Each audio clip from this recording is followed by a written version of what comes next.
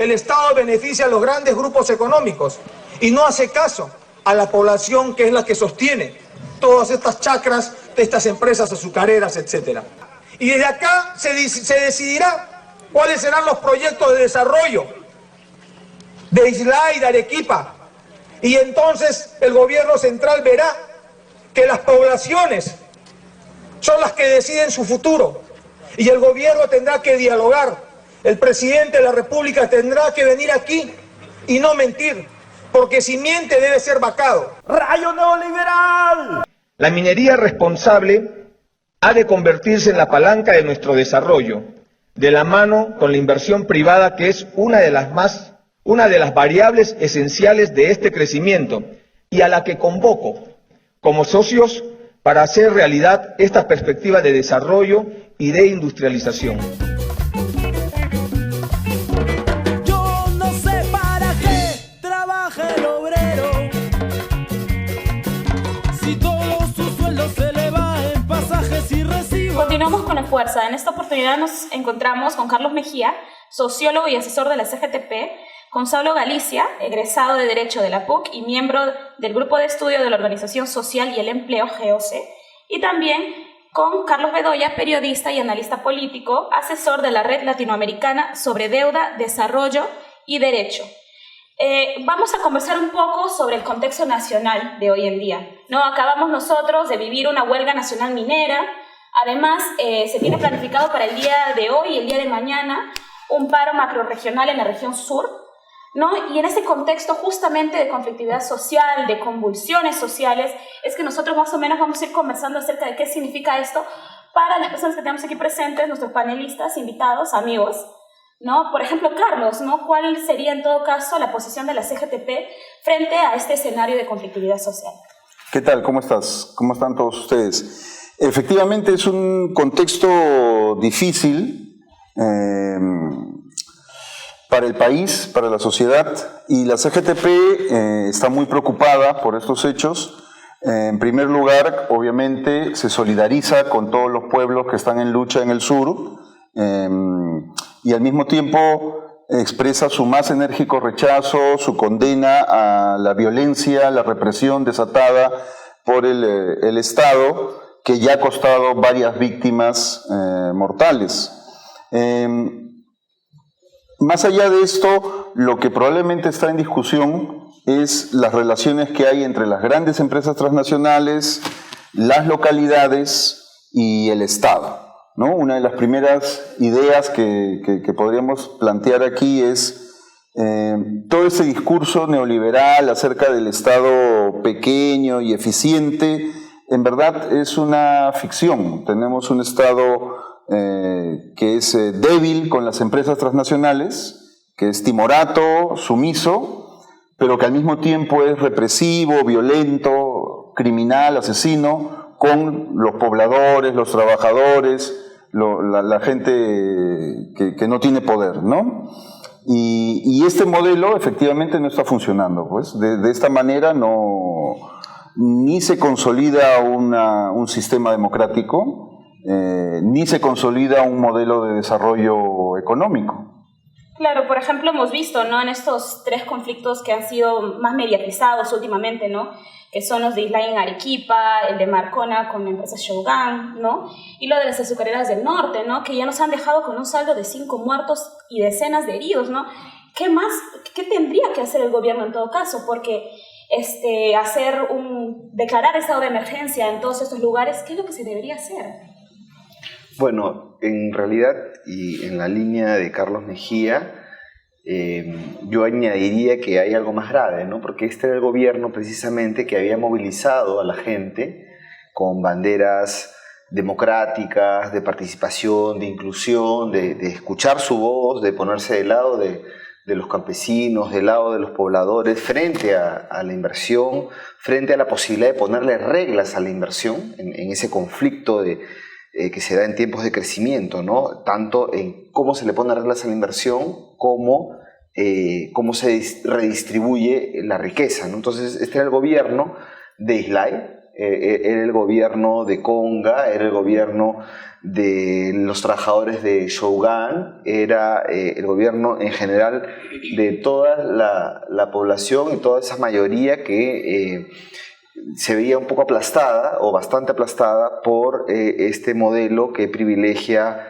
digamos, a las grandes corporaciones y a los poderes, digamos, fácticos, económicos frente a los derechos de los pueblos. Entonces, Ollanthumala fue a pedir el voto a Islay, fue a pedir el voto a Cajamarca, fue a pedir el voto a Ayacucho, a Cusco. En Cusco tuvo los 5 congresistas, ¿no? Y es justamente todo el sur el que ahora está haciendo una protesta, está, yo diría, un escenario de preconvulsión. Hay convulsión social local, ha habido en Islay. Ahora con este estado de emergencia se vive en Islay prácticamente como una dictadura. Ahí los militares están entrando a las casas de los pobladores, están votando a los periodistas para que no registren lo que ahí ocurre, y toda esta gente vive en temor, ¿no? Este estado de convulsión social local podría escalar a nivel nacional, porque uno puede resumir que no hay gobierno. No hay gobierno en este momento, ¿no? La respuesta de Humala ha sido militarizar todos estos cinco regiones del sur, incluido Cajamarca, que también se pliega al paro macrorregional, y yo sospecho y creo que no va a dar resultado, que la gente está tan exacerbada que militarizar no le va a funcionar a Ollanthumala. Este giro autoritario que él está dando no va a funcionar. Y entonces ahí uno dice, bueno, la situación se pone bastante seria, porque además la derecha está usando el caso Martín Belaúnde Locio, con esta probabilidad de demostrar que hubo aportes de Venezuela a la candidatura de Ollanthumala en el 2006, como la manera de hacer caer el gobierno.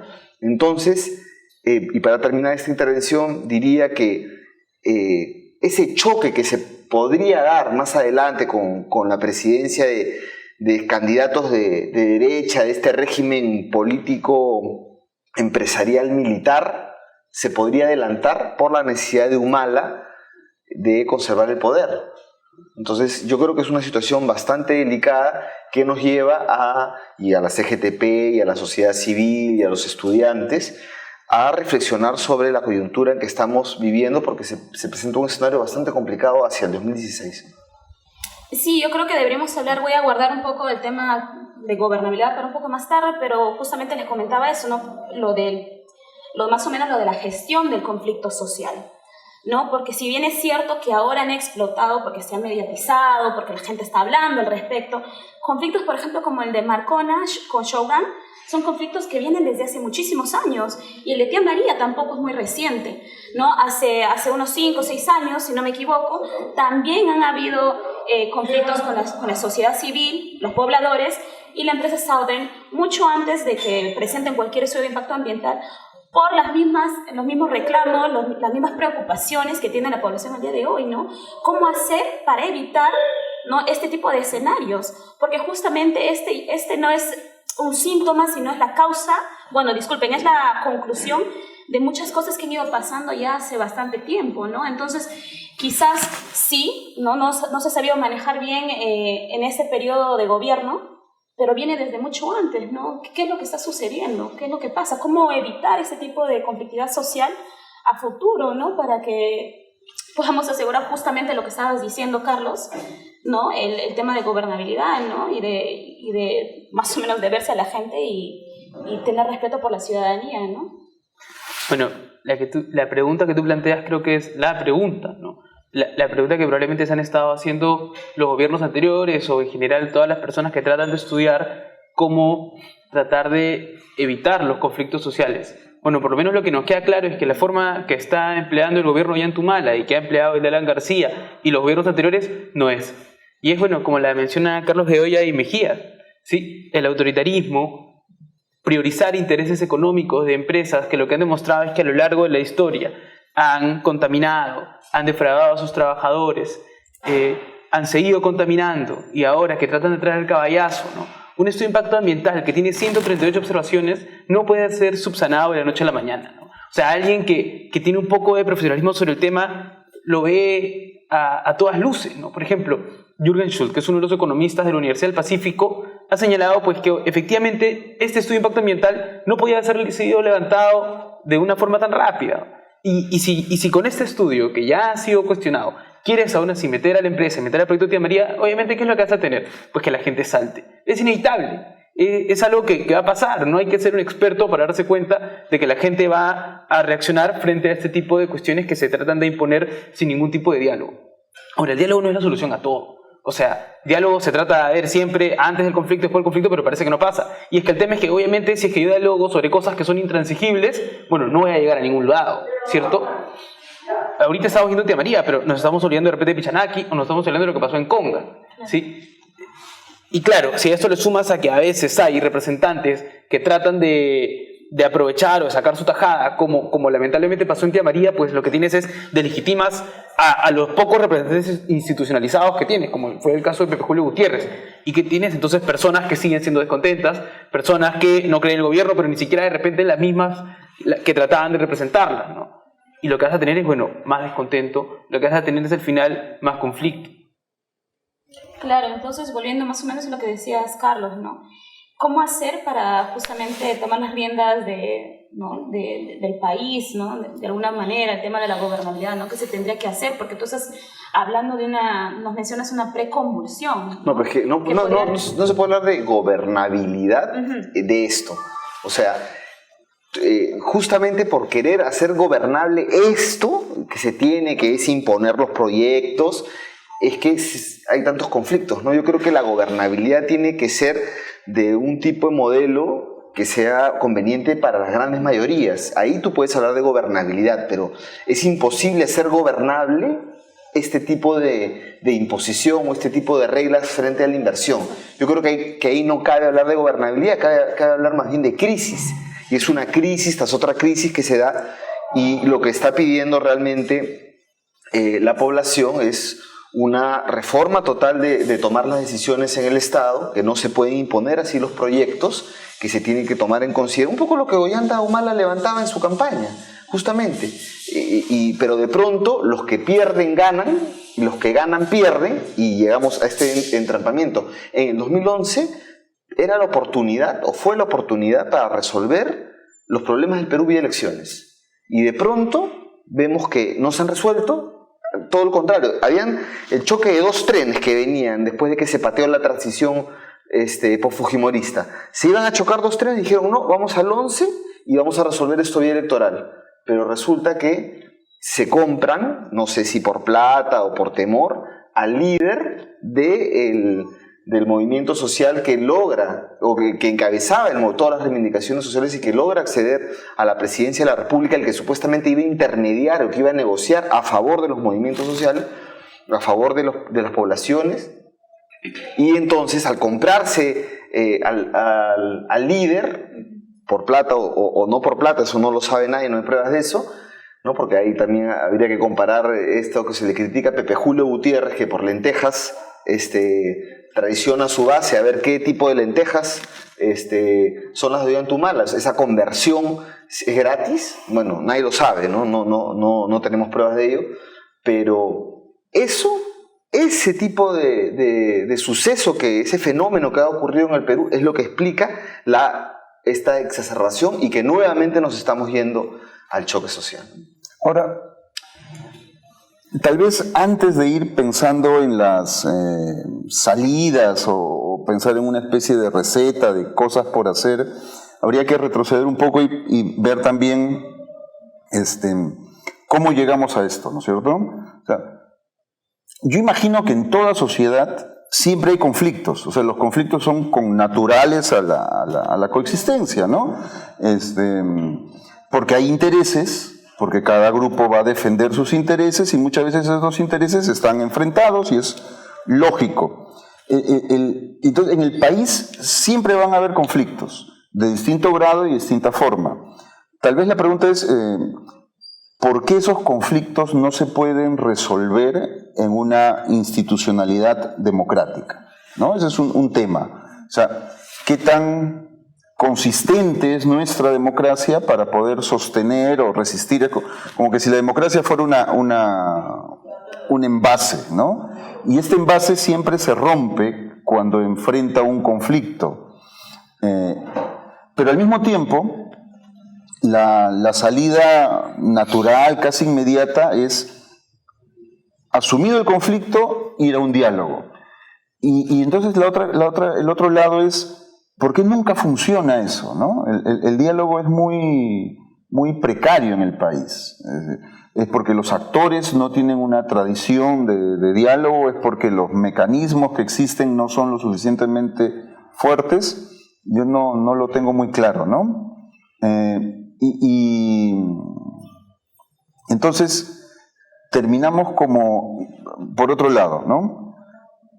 Muchos de estos conflictos los venimos arrastrando desde la transición democrática, ¿no? Entonces, lo que está en el fondo, yo me imagino, es el gran modelo de desarrollo económico, ¿no? Que sigue siendo el mismo, ¿no? La CGTP ha hecho un video donde aparecen Fujimori, Toledo, Alan y Ollanta diciendo la misma frase, porque efectivamente hay como una continuidad en ellos, ¿no? O sea, cambian las personas, cambian los rostros, la etiqueta de los grupos, pero la política económica es la misma. O sea, no ha habido una transición de modelo económico, ¿no?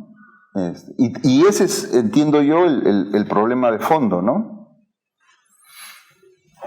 Sí, y también, claro, definitivamente, pero me atrevería a decir también, ¿no? Que, por ejemplo, esos procesos de diálogo también ya van, que se dan justamente cuando ya estalla algún tipo de conflicto, también es una respuesta bastante tardía, ¿no? Porque como comentaba Saúl, ¿no? Nos decía, Saulo, disculpa, nos decía, ¿no? Que es el tema también de los estudios de impacto ambiental, ¿no? Que de acuerdo a la legislación ambiental debería tener un proceso de consulta y además tomar en cuenta otros aspectos de la normativa ambiental, de la zonificación, por ejemplo, ecológico económico, ordenamiento territorial, para decidir qué tipo de proyectos se tienen que llevar a cabo en las diferentes zonas de nuestro país, ¿no? Y además consultar también con las comunidades, con las poblaciones campesinas, nativas, urbanas también, ¿no? Acerca de qué piensan, cuáles son sus aportes acerca de las actividades que se van a llevar a cabo, ¿no? Entonces, es hasta mirar mucho más atrás, ¿no? Del proceso de conflictividad social, en todo caso. Bueno, y ahora se incorpora a nuestra conversación, a nuestra charla, Alejandra Arinegro, que es la Coordinadora Nacional de la Juventud por la Soberanía Energética. Justo, Alejandra, estábamos conversando un poco acerca de este proceso que nos lleva, ¿no? A situaciones de conflictos sociales, preconvulsiones o convulsiones, como querramos quizás definirlo, ¿no? Y cómo estas, de alguna forma, quizás, ¿no? Sí traen consecuencias negativas, ¿no? Pero que nos muestran, ¿no? Un plano más amplio, una perspectiva más amplia de lo que está sucediendo, ¿no? En nuestra sociedad y nos muestra un sistema que está realmente debilitado, ¿no? Que el conflicto puede servir para hacer transformación social, cambios sociales, pero como estamos viendo en nuestro contexto nacional, por el sistema que tenemos y quizás por el manejo que se está realizando por parte del gobierno, no permite que sea ese el caso, ¿no? ¿Qué opinión te merece? Bueno, para nosotros no es novedad ni tampoco el discurso nuevo de hablar sobre Tía María, ¿no? Pero Tía María es uno de los tantos conflictos sociales que hay. Entonces, cuando un conflicto social aparece y explota de la forma como nosotros hemos sido testigos de lo que ha pasado aquí en Arequipa, eso demuestra tres cosas. Uno, incapacidad a tiempo del gobierno para poder tratar un conflicto social, ya sea de índole ambiental, de índole étnico. Eso demuestra incapacidad. Segundo, de que no se establecieron los puentes de diálogo necesarios, o quizá el diálogo fue solamente monótono. Y tercero, en la coyuntura actual, lo que se está viviendo con varios conflictos, es justamente la gran frustración de Ollantumala, ¿no? Ese mensaje que se siente más en el sur, que fue la mayor cantidad de votos que le dio Ollanta, es esa frustración en el cual Ollanta ofrecía agua a cambio de que no se maltraten justamente las tierras, no algo así, decía, fue uno de los mensajes principales que caló, digamos, en la idiosincrasia de la gente, y que ahora salga con un programa muy, muy distinto al que sus palabras justamente lo llevaron al sillón presidencial, genera frustración. Y eso es lo que se está viviendo ahora, y esa frustración de la gente se canaliza, digamos, en protesta y se va a canalizar justamente en el 2016. Entonces creo yo que este modelo económico que es el neoliberalismo ya llegó a una etapa en la cual ya pues tiene que llegar a un fin. Pero para eso necesitamos también que la gente esté organizada, que se empodere un poco más a la ciudadanía, que estos movimientos sociales justamente sean aquellos que también compitan espacios de poder ser gobernados para ellos, ¿no? Que disputen representación política. Y eso es lo que estamos viviendo en este escenario. O sea, son 3 elementos, yo lo veo de esa forma, que justamente tú mencionabas muy bien. Ahora, yo quiero meter mi cuchara. Efectivamente, la derecha tiene una manera de hacer las cosas y el gobierno de Ollanta, siendo de derecha, hace las cosas como lo hemos estado conversando. Represión y militares, estado de emergencia y todo. ¿Cómo lo haría o debería de hacerlo un gobierno de izquierdas? ¿Qué haría un gobierno de izquierdas con el proyecto Tía María? No, pues ya tendría que ser una consulta popular y respetar la decisión de esa población, toda vez que, como señalaba Alejandra, lo hemos conversado aquí, cuál es el origen del gobierno, ¿no? ¿Quién gana la elección? Lo que pasa es que Ollanta Humala interpreta que ganó él solo, de pronto, además de que se deshizo de toda la gente que lo acompañó, que hizo el programa. Ollanta Humala no solo traiciona a la izquierda, ¿no? Traiciona millones de votos, traiciona hasta a sus ex amigos, los presidentes progresistas, ¿no? O sea, él traiciona todo, digamos. Esas son, en todo caso, las lentejas más grandes que podrían haber, pero aunque eso no hay ninguna prueba de eso, pero Tía María, la gente de Tía María, la gente de Conga, la gente de Marcona ganó la elección y de pronto se ve atropellada porque han militarizado. Claro. La opción es militarizar, es dar un giro autoritario para responder, ¿no? Enfrentarse de la misma manera que se hizo con Conga, pero más grande a todo esto, y fue un fracaso, ¿no? Y aparte exacerba más el conflicto. Claro, mucho más. Ya, entonces, cuando tú preguntas qué hacer, digamos, bueno, primero hay que tener conciencia de que ese proyecto no va a salir, que ese proyecto hay que suspenderlo y que no hay que tener temor o dejarse chantajear por una demanda internacional. Y aparte acabamos de ver que el CIADI ha dado la razón al Perú en la demanda que presentó Pluspetrol por el tema del gas, ¿cierto? Entonces uno se puede defender. Vemos que Ecuador se está defendiendo contra Chevron y contra Oxy por más de 15.000 millones de dólares y se están defendiendo. Y igual lo hizo Bolivia, igual lo hizo Argentina, lo hace, ¿no? Entonces, no dejarse chantajear y además, ya desde el punto de vista social, y aquí tenemos un problema que es la concentración mediática, ¿no? Que presentan este problema en la línea del conflicto, ¿no? Comienza hace muchos años, pero hay un punto en que el conflicto escala y claro, los sectores ultras se suman porque eso es lo que los sectores ultras hacen, ¿no? Pero que tú te pretendas explicar todo el conflicto a partir de que el sector ultra se suma es bien maniqueo, ¿no? Claro, y eso es como lo quieren presentar. Entonces, bueno, yo no veo ningún tipo de solución con la conducción del gobierno de Ollanta Humala. Prácticamente no hay gobierno. En esa línea, yo también me preguntaría si es que un gobierno de izquierda tendría que estar viendo cómo aplicar el proyecto de María, o si es que de repente hubiese habido un proyecto de María o de repente no, ¿cierto?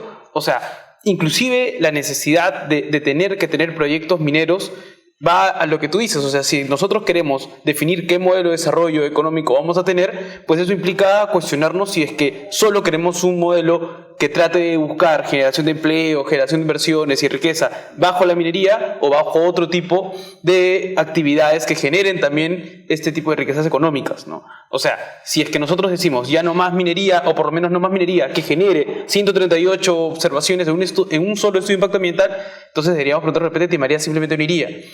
Y tener que seguir pagando las culpas de gobiernos que ya aceptaron proyectos anteriores no tiene mucho sentido, ¿no? O sea, en arbitraje de inversión, que es lo que ve el CIADI, el Perú ha ganado casi el 70%. O sea, claro, cuando perdemos, perdemos fuerte, pero cuando ganamos, ganamos todos, ¿no? O sea, hay externalidades que vamos a tener que pagar en algún momento, sí, pero hay un punto en el que se tiene que hacer un cambio. O sea, no podemos seguir cargando con la maleta de los que ya aceptaron proyectos que no tienen viabilidad, ¿no? No, pero además si tú agarras y dices, ¿no?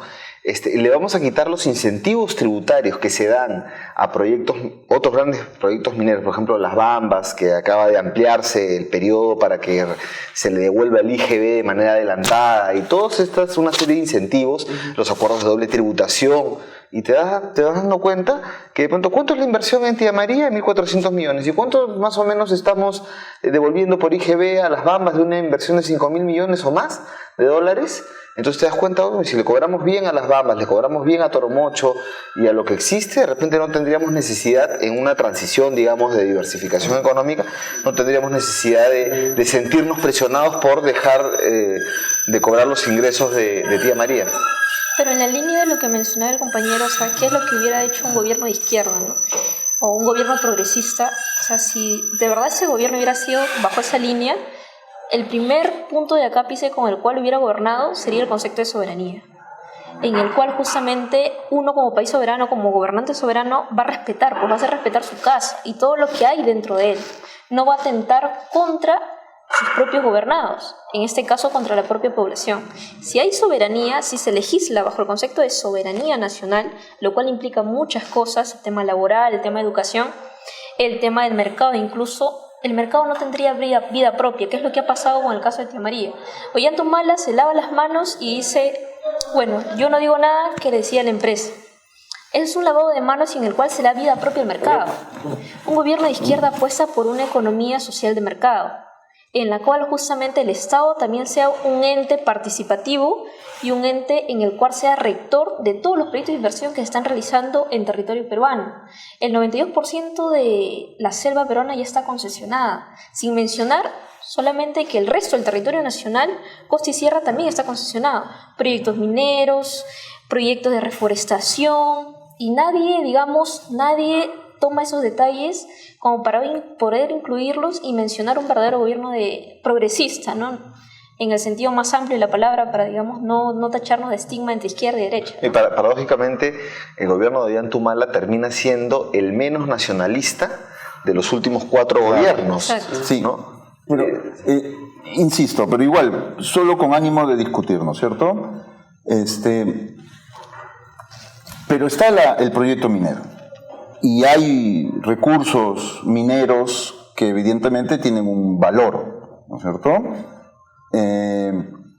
Un gobierno progresista, un gobierno de izquierda, no debería también de pensar en esos recursos, porque tú lo planteas casi como una dicotomía, ¿no? O es Tía María o es el desarrollo de la localidad, ¿no es cierto? Y es una oposición, o es una cosa u otra.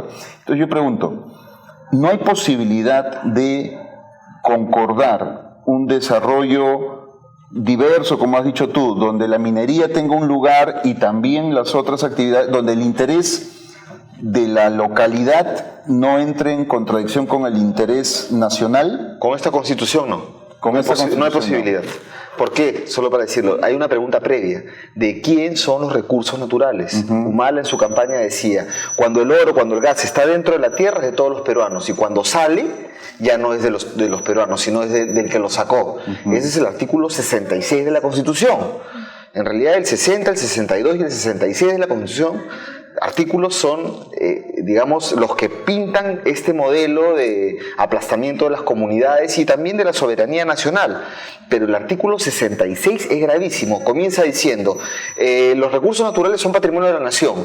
Y más abajito, bueno, todo un verso, y más abajito señala, los concesionarios, porque dice el Estado regulará mediante una ley la concesión de los recursos privados, y los concesionarios tienen derechos reales sobre la concesión. Y aquí Saulo, de formación jurídica, no me dejará mentir, que derechos reales son posesión, propiedad, usufructo, hipoteca, todo, prenda, todos los derechos reales de garantía, todos los derechos relativos a la posesión, ni siquiera dicen la posesión, o dice uno o alguno de los derechos reales, dicen tiene derechos reales, o sea, todos. Todo el Código Civil, capítulo de derechos reales, lo tienen los concesionarios frente a la concesión. Entonces, los recursos naturales, para comenzar, no son de los peruanos, ¿no? Entonces, habría que reformar eso. El otro artículo, el artículo 62 de la Constitución, habla de los contratos ley. que no pueden ser reformados por nada, por ninguna política pública, el trato que tú tienes con una transnacional y está cerrado a nivel constitucional. Eso no lo tiene salvo la Constitución hondureña y otras más. Esta es una cláusula bien, digamos, de entrega de soberanía. Y finalmente el artículo 60. Estos 3 artículos eran los que se querían reformar con la gran transformación. Y el artículo 60, que es que el Estado es subsidiario. El Estado no puede hacer absolutamente nada si no hay un privado que lo puede hacer. Entonces, por eso no hemos podido modernizar el puerto, el muelle sur del puerto del Callao, tenemos que entregarlo. Paita, que necesitaba una remodelación y que estaba dando utilidad para el Estado, para el ENAPU, tuvimos que concesionarlo, ¿no? Entonces yo creo que esa pregunta que tú señalas, si es posible la convivencia de la minería con otras actividades, requiere para comenzar otro pacto constitucional. Pero solamente para añadir un poco a la conversación, no estamos hablando de, por ejemplo, de gobiernos de izquierda, ¿no? Si tomamos el caso de Bolivia, en el que Evo Morales ha expropiado justamente esas actividades productivas extractivas, ¿no? En algunos casos, y además, inclusive, ¿no? Hace poco hemos visto que justamente para promover este tipo de actividades ha ido justamente contra algunas comunidades nativas indígenas, ¿no? Para construir hidroeléctricas, ¿no? A pesar de que la opinión pública estaba en contra de este proyecto y justamente va un poco en contra de lo que estamos pensando sobre una diversificación, ¿no? En todo caso, por ejemplo, de los recursos hidroenergéticos o energéticos en general, o por ejemplo cuando hablamos de la minería, porque como sabemos, por ejemplo, el tema hidroeléctrico también es bastante polémico, ¿no? En todo caso en la generación de energía eléctrica. En este caso tenemos, ¿no? Un gobierno de izquierda que toma medidas sobre el caso, ¿no? Expropia y luego propone este tipo de acciones que no son populares, ¿no? A pesar de que estamos hablando de consultar con la población para decidir mejor sobre cuáles son nuestras alternativas de desarrollo económico, para ponerlo de alguna forma. Bueno, pero ese tipo de problemas que se presentan en Bolivia ya me gustaría que los tengamos aquí, digamos, porque ahí se ha cambiado con todo el esquema. Lo que acá queremos decir es que el esquema de concesión minera en el Perú está agotado. Además, ¿cuándo se hizo ese esquema de concesión?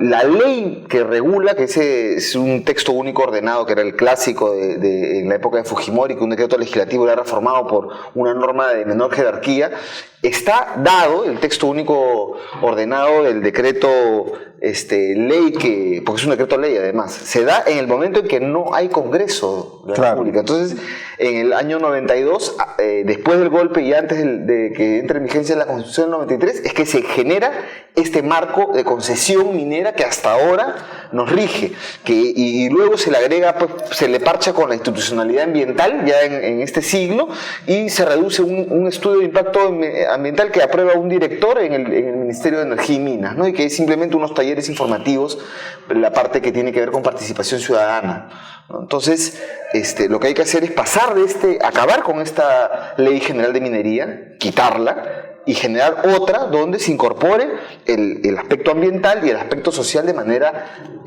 central, y pasar no de un modelo de concesión donde tú le entregas el recurso y lo regalas al inversionista, sino pasas a un modelo, digamos, de licitación en la que tú pones en valor tu recurso para ti mismo y lo utilizas como palanca de negociación para ti, y dices, bueno, que venga aquí quien quiera invertir, entra en estas condiciones conmigo y vamos a ver. Eso es un cambio completo de reglas que creo que está a la base de estos conflictos. Bueno, justo vamos a terminar ahora, pero si tienen algunas ideas que les gustaría compartir, ¿no? En esta charla que hemos tenido, ¿no? Puntos finales que les gustaría agregar. Bueno, yo para retomar un poquito lo que mencionaba Carlos, efectivamente, ¿no? Si tú tienes un proyecto minero que tiene viabilidad y que puede subsistir con los intereses de la comunidad, habría que ser loco para no aceptarlo. Sin embargo, por lo menos de lo que se desprende de las declaraciones, de las investigaciones que se han planteado sobre Tía María, hoy día el proyecto no va, ¿sí? Y como lo decía Carlos, inclusive, por más de que se levantaran las observaciones, la conflictividad es tal de que ya no puede ser viable, por lo menos en este escenario, ¿no? Podríamos seguir hipotizando sobre qué pasaría con un gobierno de izquierda, ¿no? Claro, sobre lo que mencionabas de Evo, bueno, al final los gobiernos no son de izquierda o de derecha, ¿no? O sea, son con tendencia de izquierda o de derecha, pero a veces puede tener rasgos también autoritarios en algunos casos, como puede suceder. No estoy diciendo que el de Evo sea así, Sin embargo, medidas impositivas en las cuales vas a dañar con cosas irreparables a comunidades deberían ser en principio rechazadas, ¿no? Al final, la Constitución solo es el marco legal para poder actuar lo que está detrás, ¿no? O sea, la Constitución impuesta del 90 con esta Asamblea Constituyente en realidad... 93. Perdón, del 93, con la Asamblea Constituyente mayoritaria por parte pues, de un sector específico que era el de Fujimori, o sea, lo que refleja es eso, ¿no? Y un referéndum con fraude, además. Claro, ¿no? Claro que sí. Entonces, lo que tenemos al final es un régimen económico y ¿qué es lo que no nos planteamos, ¿no? O sea, sí. Cuando alguien habla de reforma constituyente o reforma constitucional, lo miran como loco, ¿no? Cuando en realidad yo también concuerdo, ese es el primer paso, ¿no? O sea, si hoy en día el Estado en realidad no puedes hacer suyas algunos tipos de actividades económicas o empresas en las que es difícil actuar, es por estos artículos nefastos. Yo también creo que el artículo 60 es un artículo nefasto, o sea, al Estado lo tienes atado de manos. Ahora bien, pero todos nosotros venimos de la izquierda, de sectores progresistas y todo lo demás, ¿no es cierto? Y entonces tenemos dos grandes como ideas, tenemos algunas ideas centrales en los últimos años. Una de esas es esta hipótesis de Ollanta traidor, ¿ya? Tú lo has señalado, lo has explicado bastante ahora, ¿no? Y al mismo tiempo tenemos esto que ahora nos dices acerca de este marco, que efectivamente en las relaciones laborales ha pasado lo mismo. Durante la dictadura y sin Congreso se han dado una serie de normas que definen el escenario hasta el día de hoy. Y esto es como una jaula de hierro que encierra la capacidad política de los distintos actores. Entonces, lo que yo quiero saber es cómo conversa una cosa con otra. O sea, si sabemos que hay una jaula de hierro que está amarrando todo eso, entonces cada uno de los inquilinos de Palacio de Gobierno podríamos concluir que su margen de acción es muy limitado. Si es así, entonces no pueden ser traidores. Porque, o sea, el traidor es aquel que tiene libertad para optar y teniendo esa libertad decide hacer otra cosa, ¿no? Y ahí viene la otra parte. Si entonces la propuesta es la gran reforma constitucional, ¿no es cierto? Y tenemos en mente lo siguiente. Fujimori hizo los cambios que hizo sin Congreso, por la vía autoritaria. No fue un cambio consensuado, ¿cierto? Entonces, para hacer la contrarreforma, el cambio fundamental, no podemos hacerlo obviamente por la vía autoritaria. Si lo queremos hacer por una vía democrática, necesitamos un consenso muchísimo más grande del que ahora tenemos. Sí, pues Carlos, pero el primer punto del programa de Ollantumala era una constitución. Pero además... que se eliminó en la hoja de ruta. Claro, se eliminó completamente, pero si tú vienes con esa intención y ves que no tienes fuerza en el Congreso, no tienes los votos necesarios para eso, lo que tú haces es te pones a la ofensiva por eso. Entonces agarrabas al peruano, revitalizabas la crónica y salías con el debate constitucional y lo peleabas, ¿no? Y te movías en lo que podías, pero apuntando a eso. Ahora, no se trata de un cambio normativo por solamente salir de la jaula de hierro. Se trata de repartirse de nuevo el poder en el Perú. Claro, por supuesto. Eso es lo que está a la base. Y lo que tú mencionabas, Saulo, de si hay algún tipo de proyecto que puede convivir socialmente, que Yabeco era el ejemplo de que estaba de acuerdo el gobierno regional, la comunidad y la empresa. Sin embargo, viene acá la discusión más de fondo, que es la caída de los precios de los metales y que hemos acabado el boom, y eso no tiene que ver con los conflictos sociales, porque durante todo el crecimiento ha habido conflicto social, los precios pues, se han desplomado, todavía no llegan a la etapa previa antes del boom, pero han sufrido completamente, han caído, ya no estamos hablando de un oro a $1.800 la onza, ni por asomo, y entonces ya no hay apalancamiento financiero para estos proyectos, y la Anglo American en que Yabeco dijo, no sabes qué, ya llegamos al acuerdo, pero chicos, se acabaron los precios altos, me voy, ahora está viendo quién se le coloca ese proyecto, ¿no es cierto? Ahí no ha habido conflicto de ningún tipo, sino más bien ha habido todo lo contrario, pero hay una determinante internacional que muestra una vulnerabilidad de nuestra economía que estamos olvidando, que es no podemos vivir para siempre de la explotación de los recursos naturales. Tenemos que avanzar a una agenda de diversificación nacional, pero mientras estamos entrampados en militarizar a la región, a la macroregión sur y Cajamarca, no estamos abordando el principal problema del país, que es los próximos años entrando a un declive económico, porque aquí no producimos nada, consumir es importar y los salarios además son bajísimos, entonces estamos yendo de nariz a una crisis económica que puede agudizar este problema político y social que tenemos.